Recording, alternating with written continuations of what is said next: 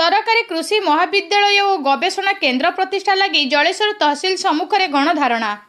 बालेश्वर जिले में एक सरकारी कृषि महाविद्यालय और गवेषणा केन्द्र प्रतिष्ठा लगी 4 वर्ष धरी जिला स्तरीय एक क्रियानुष्ठान कमिटी विभिन्न फर्म दाबी करी आसुछन्ते।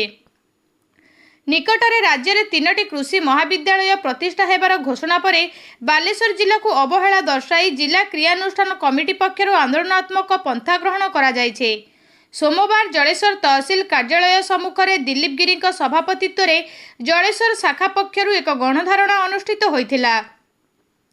कृषि और कृषकर सामाजिक उन्नति और वैषयिक शिक्षार विकास, बेकारी समस्यार दूरीकरण लगी कृषि महाविद्यालय और सरकारी गवेषणा नित्यांत आवश्यक अटे बोली सभापति एही सभारे मत व्यक्त करथिले।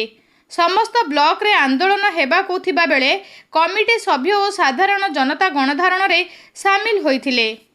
क्रियानुष्ठान कमिटीर जिला सभापति डॉक्टर केशव चरण पंडा, संपादक डॉक्टर अजित कुमार महांती, कृषि गवेषक डॉक्टर विजय मिश्र, क्षितीश्वर दास, प्रफुल्ल दास, गौरांग पाणिग्राही, डॉक्टर श्रीकांत चरण पात्र, ब्लॉक अध्यक्ष मानस जेना, पौर अध्यक्ष प्रदीप प्रधान, कमल कुमार चक्रवर्ती, मनोरंजन दास, खगेन्द्र साहू, अबनी चांद, शरद परिड़ा, कपिलेश्वर महांती, सीतांशु सेनापति, भास्कर मिश्र, रवींद्र बारिक, कुमार कृष्ण कर प्रमुख अंशग्रहण करी वक्तव्य रखिथिले।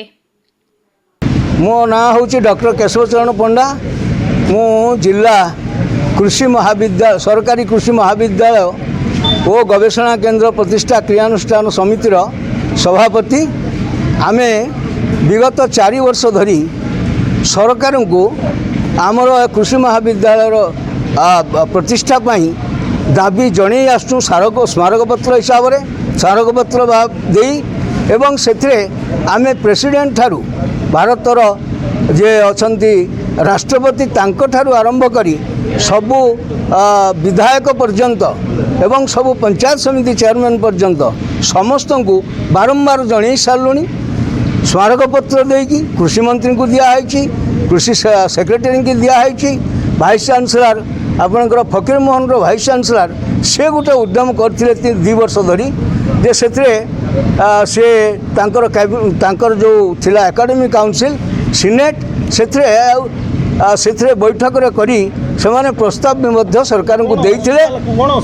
से सरकार तांको कहीदेले जे ना तुम विश्वविद्यालय हम नहीं, एटा ओईओटी अंडर हम बा ओडिशा कृषि वैषयिक विश्वविद्यालय अधीन हम।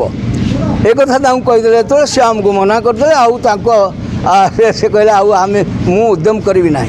परवर्ती अवस्था आम जो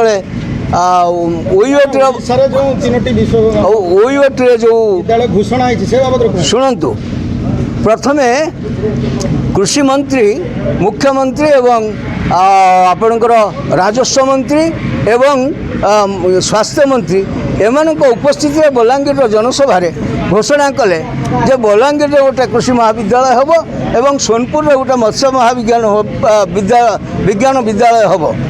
तापर कृषि मंत्री गोटे कृषि सचिव एवं आपणकर पशु विभाग सचिव, मत्स्य और पशु विभाग सचिव, आउ आपणकर अर्थ विभाग सचिव एवं ओईओटी भाइस चांसलर एमान को नहीं गोटे बैठक कले। से बैठक में से निष्पत्ति है जे ओडिशा रे आउ अधिक केतेक वैषयिक महाविद्यालय प्रतिष्ठा आवश्यक, किंतु सेतबेले कौन सी प्रकार निष्पत्ति नि जाई नहीं जे एठी कृषि महाविद्यालय हम कि नहीं। या परे आमर जो सांसद अच्छा बालेश्वर सांसद से केंद्र कृषि मंत्री को साक्षात करी कृषि विश्वविद्यालय गोटे ओडिशा रे हो एवं बालेश्वर रे गोटे कृषि महाविद्यालय हो ये दाबी जणई सहित आलोचना करछन्ती, स्मारकपत्र देइछन्ती। परवर्ती अवस्था रे आम राज्य कृषि मंत्री को सांसद भेटी तांको सहित मध्य बालेश्वर रे गोटे कृषि महाविद्यालय करबा पई से प्रस्ताव आलोचना करछन्ती। परवर्ती अवस्था रे जेतबेले 24 अगस्त 25 तारिख रे आपणकर ओईओटी प्रतिष्ठा दिवस है से पालन समय राज्यपाल थिले सेठी कृषि मंत्री घोषणा कले जे मयूरभंज रे गोटे कृषि महाविद्यालय हम एवं आपणकर सोनपुर पशु मत्स्य विज्ञान महाविद्यालय हम पशु विज्ञान महाविद्यालय हम एवं ब्रह्मपुर हम कृषि महाविद्यालय बलांगीर तो आगु घोषणा कर तेणु आम कथा को सब बेले पासुरी देइचंती आमे बालेश्वर जिला वैषयिक उच्च शिक्षार सब बेले अवहेलित आज अवहेलित। जलेश्वर वरुण हुई रिपोर्ट लोकल न्यूज 7।